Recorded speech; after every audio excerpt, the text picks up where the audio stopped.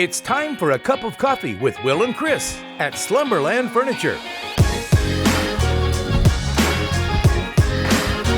From Slumberland Furniture in Osage Beach, here are your hosts, William Holtz and Chris Schneider. You came back for another week of a cup of coffee with Wild Will and Uncle Chris. And Chris, I'm feeling good. Sunshine in the air. I think the cold weather is gone, officially into spring, getting ready for summer. You ready for this year? Oh yeah, absolutely. And here it comes. Summer's the busy time at the lake. It's not slow in the winter anymore, but things are crazy in the summer, and I think it's going to be another crazy year. It's going to be crazy but good. And on this week's show, every week's show, we like to tell you what's going on here around the lake. There's nothing like a cup of coffee. Don't try to substitute it with something like hot tea or something cheap with one of the other outlets around the way. On this week's show, we'll talk about the election. Boy, big election, some big time results. We've also got a potential situation for vacation rentals around the lake that may sound familiar to you. A lot of people have vacation rentals. That's huge. Anymore, one of the biggest industries at the lake, and officially guilty on 6 counts. The Camdenton janitor, Jesse DeVore, found guilty on all 6 counts. We'll dig a little of that and find out how the heck did we get into this situation. Anyway, national champions have been crowned, and we have a champion in the Lake TV bracket for the second straight year. Yeah, I'm not happy about it. No, I really sucked in my brackets this year. I think I finished second to last. I know this. I think even Andy beat me this year. I know this. Sitting in my bracket seat as bad as I did, I don't look up if I want to talk to Uncle Chris. I have to look down because even Will finished better than Uncle Chris. That was terrible. We'll talk about that also. I'm happy to hear it. As much as I hate baseball, one of the sweetest things is coming to fruition. Albert Pujols back in Cardinal red. We'll talk about that and a lot more after this from Slumberland at the Lake. Hey everyone, Daryl Cunningham with Slumberland Furniture at the Lake. Still in the middle of our fabulous financing sale, and I think it bears worth mentioning one more time.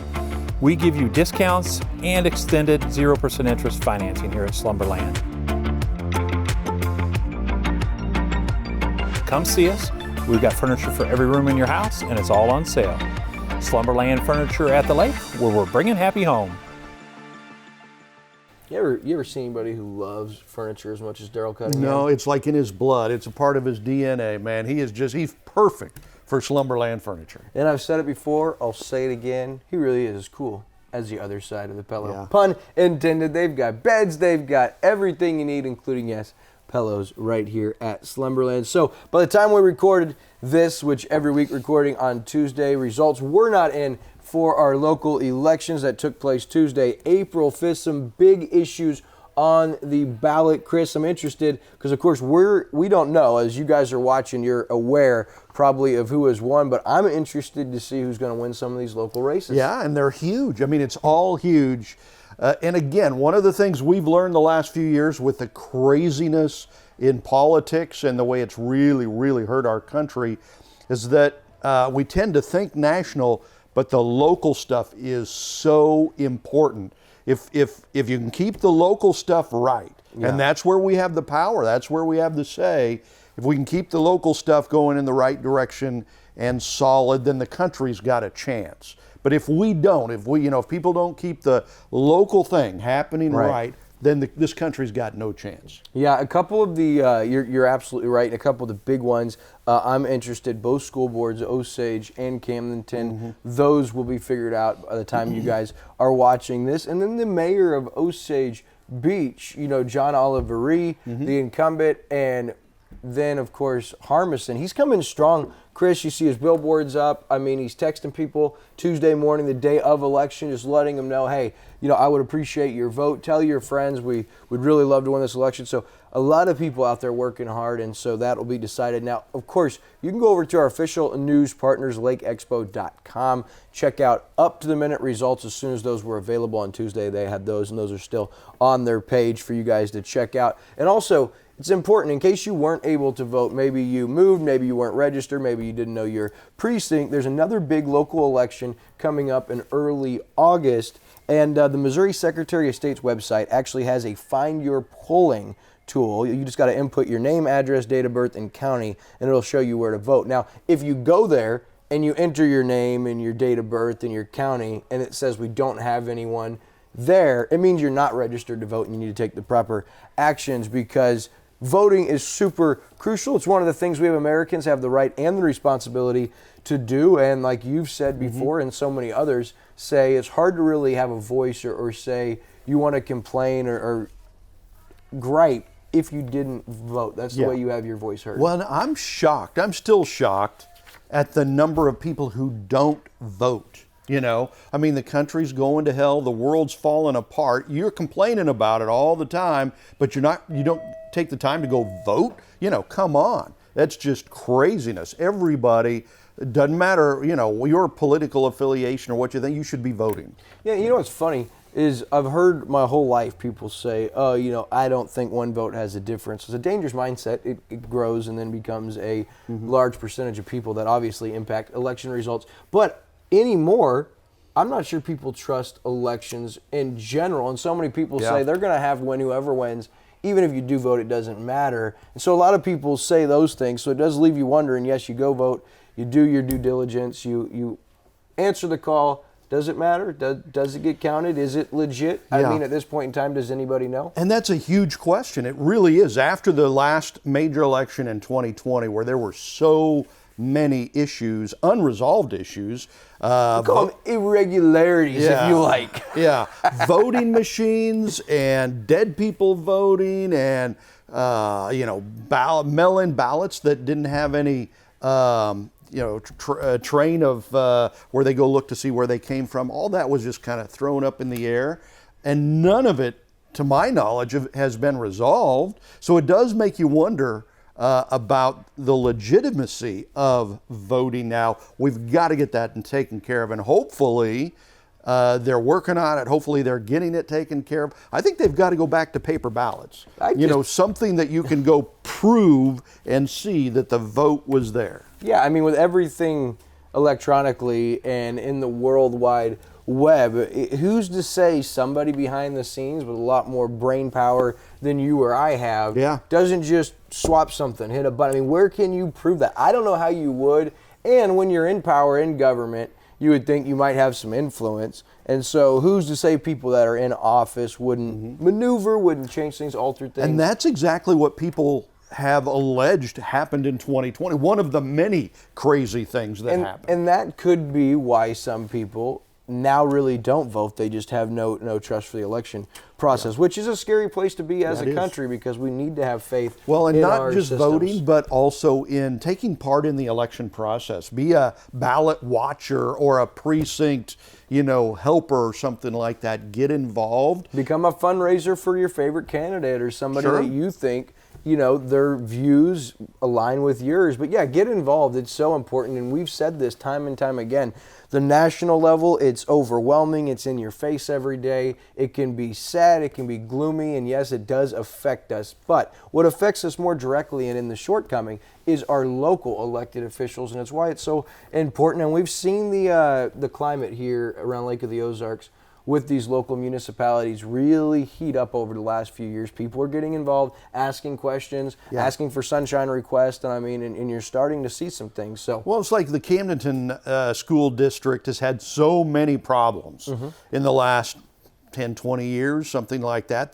Last I looked, they were like $84 million in debt, and that's because you had some people on the school board and in the superintendent administration that didn't know how to run things smart anyway. I mean, I'd like to say they didn't know what they were doing, but maybe they did. They were, shooting for this. I don't know. But you get smart people on the school board, start taking care of problems and turning the situation around, and hopefully saving the future of our kids, right? Yeah, and speaking of, you brought it up. That'll segue us into our next story. You spoke of the Camden School District. We've seen the turnover. The school board, of course, newly elected president here in the last year or so, Gail Griswold, new board members, and of course new board members this time around.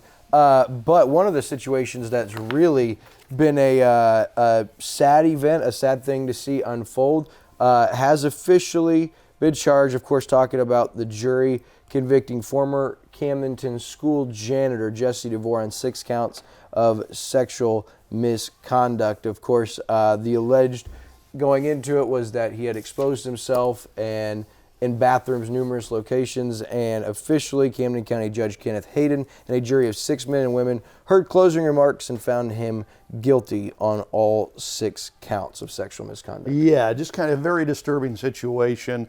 You know, and it's disturbing that he exposed himself to students and whatnot, but apparently the story is the school administration at the time knew about it and kept moving him around, not firing him, not bringing him up on charges, which you would think would be a no-brainer, you know, to try and keep your kids safe, and apparently that didn't happen.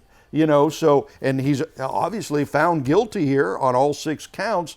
So it's a head scratcher of why the administration, when this happened, was trying to cover it up apparently and not firing him. And I mean, that's just unbelievable. Yeah, I mean, so he was found guilty, and the reports, of course, none of us will know, but if the administration, including Superintendent Tim Hadfield, had knowledge of this, because it happened at more than one of the locations or one of the schools in the district, and he was then relocated to recommit this offense, another offense. And so my problem becomes here, if there were knowledge and the proper steps were not taken, I think without a shadow of a doubt, Tim Hadfield and any administration with knowledge should not just be held accountable, but should do jail time. You're talking about the superintendent of a school district is supposed to have the best interest of the students going to school there. I'll tell you right now, had one of this been my child, there'd be hell to pay. I know. There's been lawsuits from teachers, there's been lawsuits from parents against the district, and the real question is, how did the District of Camdenton get into this situation where the first instance, the first report, Missouri's really, you could fire somebody for any reason. Any report of something like that, you know, I'm sure there were investigations, the proper steps were not taken. He was moved, did it again, 6 different counts, and this is after it had already happened to him in Walmart previously, prior to being, you know, employed by the school. So really, really sad situation. There's victims here, and really there's more criminals than just Jesse DeVore, because it looks like potentially a cover-up other situation, meaning enabling, allowing this to happen again, and it's sad and it makes me sick. And so if, as I said again, if there was knowledge had by Tim Hadfield and any administrators, I think they need to be held accountable and they need to answer for And there was a situation similar to this in the last year in Virginia regarding a transgender issue, the transgender bathroom, where a young student was assaulted in the bathroom by a male transgender who thought he was a female, apparently. But so he assaulted this girl in the bathroom. The school board covered it up, but that came out too. And boy, I tell you what, when the parents found out about that, it blew up, and that whole school board situation changed too, much like it has in Camdenton. Yeah, there's lawsuits against, again, a teacher has filed lawsuit against the district. More than one parent has filed lawsuits against the district over this. And you bet your sweet butt, had that been my child, there'd be more than just lawsuits. I would probably be doing time myself. No ifs, ands, or buts Wild Will about it. Yeah, scary situation. All right, so our next story, Chris, vacation rentals. What do you do when you go on vacation anymore? I like the occasional hotel or resort, but more than not, Airbnb. Especially around here, like the Ozarks, because let's be honest, there's not a whole lot of hotels and resorts. There's just not enough rooms or units right. to house the amount of influx of visitors. So, and as a homeowner on the lake, we've owned a couple of different lake houses, and we rented all of them out before we moved here full time. right? It was just part of the plan, to have a lake house, go enjoy the lake when you can get away. You can rent it out when you're not there. Kind of helps pay for the mortgage and all that stuff. That's a big deal at the Lake of the Ozarks, right? And then there's people who make that a business. Oh, yeah. They buy these lake houses, they put them on Airbnb or VRBO, they rent them out. Everybody wins because people love coming to the lake. They'll rent the lake house. The owners make the money and stuff like that. So you got these idiot politicians and judges, apparently, that are trying to screw this whole thing up. Looks like it, Chris. Looks like the Camden County Commissioner's Office is scrambling after a local judge's ruling here. And these are not just huge here, they're huge nationally. And they're really a viable option. You mentioned it and why it would be good. If you buy a lake house or you have a second home, that's expensive for a lot of people. So this judge, it's Judge Matt Hamner, deciding a dispute between two neighbors, ruled that the code it talks about the short-term rentals and stuff like that. The code does not allow homes in the R1 zoning, which is the primary zoning for most homes in Camden County and all homes on the water, apparently, to be rented on a nightly basis. First of all, who is this idiot judge that made this ruling in Camden County, this Judge Matt Hamner? Vacation home rentals are, of course, the lifeblood, as we know, as we just talked about. People who want to come to the lake, there's not enough resorts, not enough that. People want to come and rent a lake house. So the presiding commissioner, Greg Hasty, says he doesn't believe the specifics of the ruling actually prohibits short-term. They're scrambling on all this. But there seems to be kind of a duplicity happening with the county commissioners and their attorney, Greg Williams, because I think Greg Williams rewrote the code to cause some of the problems with what the judge ruled.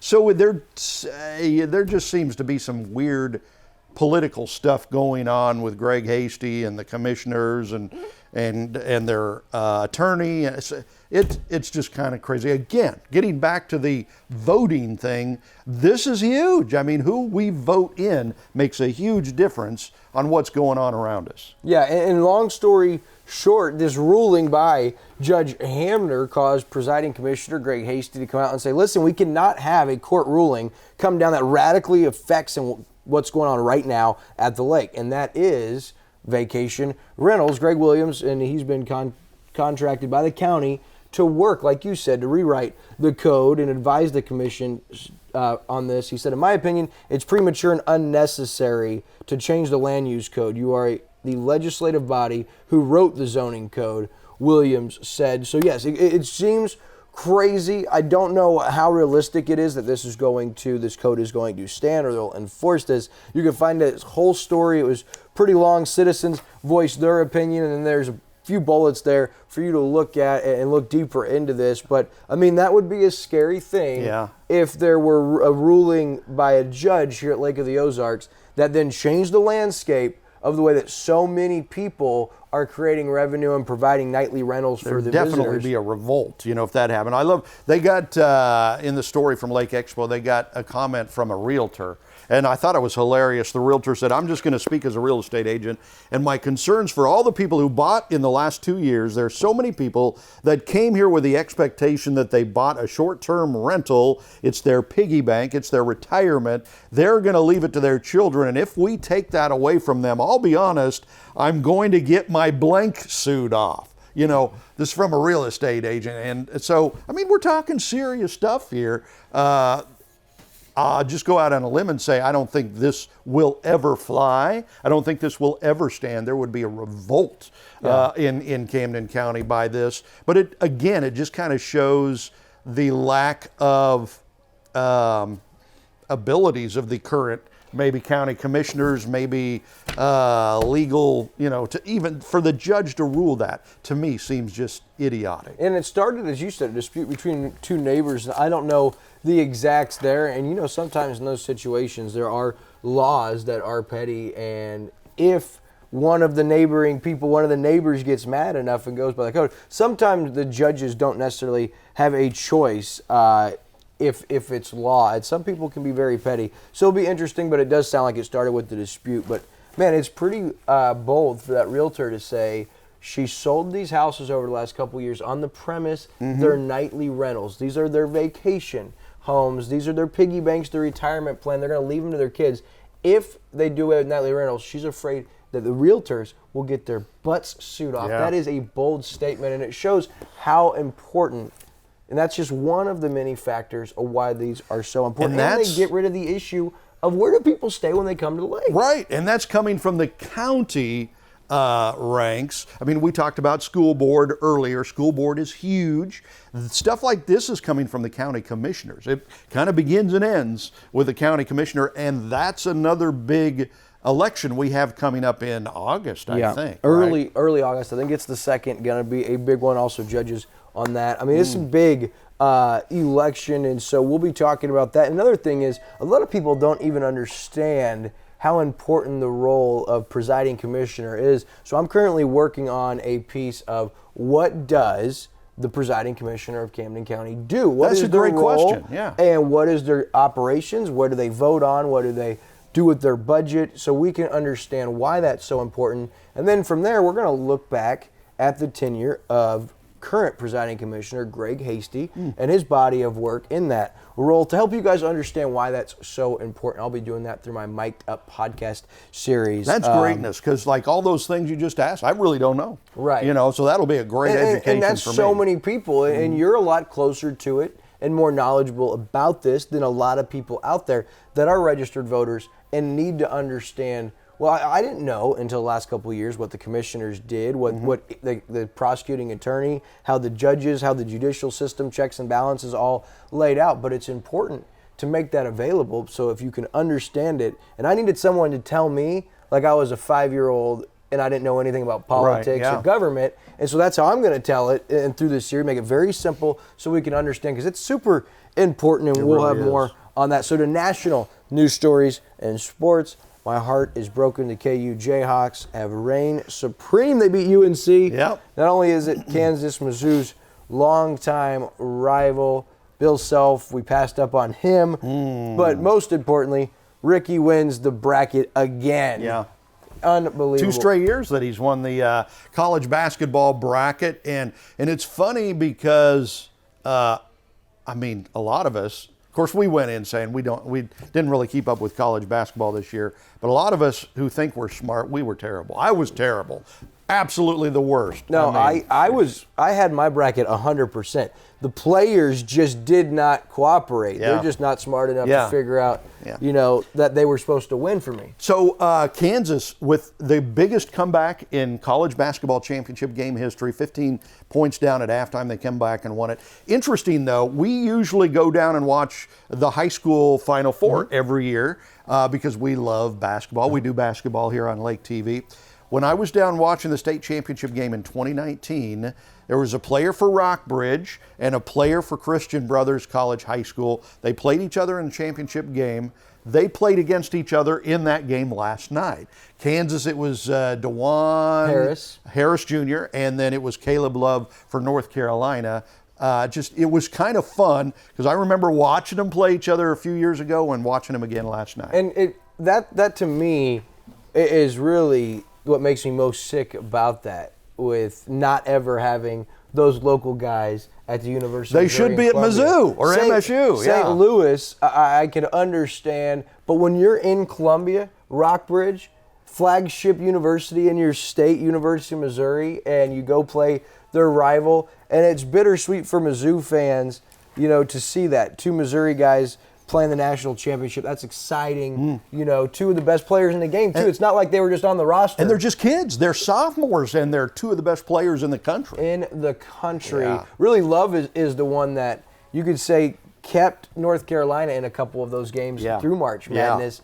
And just crazy. He went East St. Louis, and then, of course, Harris, Columbia. That's just crazy to me that they're right there and they don't go to Mizzou, man. I know. It's craziness. All right, so we'll give it to you, Ricky. You reign supreme. And I just want to remind everybody, I won the NFL. Yeah. I won the NFL. You know what that stands for? You're not going to be champion for long. Not for long. Not for long, baby. Because I'm coming for you. That's right. This year. Now, listen, guys, this guy's not even going to be here next week. He's going to be doing a little traveling. I'm going to be on the beaches of Florida. Yeah. Yeah. And Aunt Michelle said, she told me that she told him to leave the Speedo at home this time because... Well, we can't find a Speedo big enough to handle that much girth. Yeah. You talking about around the waist? Because you've been eating so well? No, that's not what I was talking about. That's what I think you were. That's hilarious. This guy's not right. I apologize for him over and over and over. I'm making everybody blush. Yeah, well, I don't blush, so I'm just pasty and redheaded. All right, so next national or sports story. It's a cool one. You guys know most of my life, I've been a Cub fan, pretty much given up on baseball at this point in time. But Albert Pujols signs a one-year deal to finish his career with the St. Louis Cardinals. And I got to tell you something. So you know I'm a Cub fan. Yeah. I remember, I think it was like 2009. Yeah. I was only 18. Went to a Cubs-Cardinals series, and I had my Cubs jersey on. And the Saturday game, the Cardinals had won. I think Pujols had a sac fly that won him the game walk-off style. Then the Sunday game, it's 2-1 in the bottom of the ninth, and Albert comes up to the plate. I'm a diehard Cub fan. You know, I got my friends with me, got my family with me, all decked out in Cubby blue. And when Albert comes up to the dish, I unbutton my Cubs jersey, and underneath it I have an Albert Pujols St. Louis Cardinals shirt.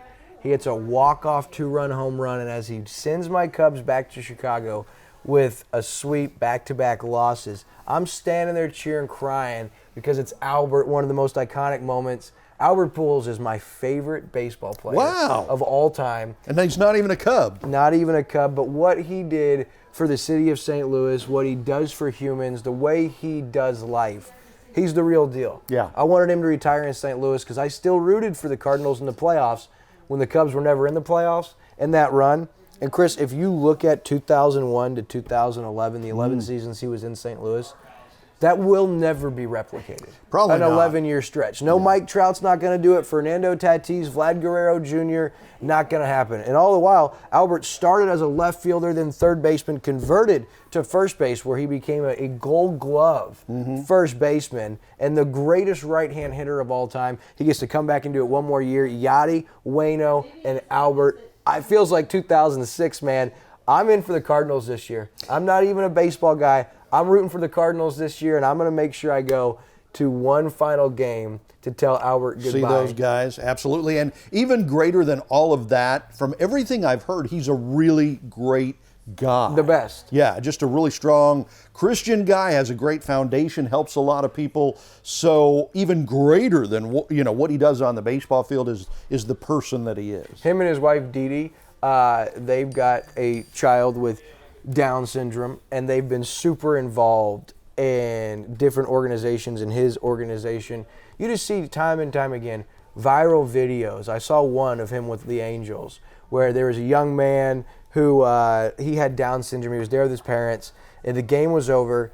Albert's coming off the field, and he walks over to this kid, and he takes off his jersey, gives him his cleats, and signs him. The parents are sobbing, and this kid is just elated. You're about ready to start crying. Oh, because that's just what Albert does. It's awesome. So I'm glad to see him back in St. Louis. Yep. The greatest right-hand hitter ever, and he doesn't get the kind of respect that he deserves. Yes, and remember, the National League is going to the designated hitter this year. Perfect. So Albert will probably be the DH for the Cardinals for most of the season, which is perfect for him. Yeah, and he still can flash the leather from time to time. If you look right here, 2001 to 2011. Yeah. In those numbers, no one will ever do that again over a 10 amazing. to And they 11 won year 2 stretch. World Series in that stretch. And I think he won 3 MVPs. Yeah, 3 MVPs, 2 World Series. He's a certain Hall of Famer. In those 11 years, 445 home runs, bat 328, and 7 of those 11 seasons they made the postseason, including, like you said, 2 World Series. I remember both of them,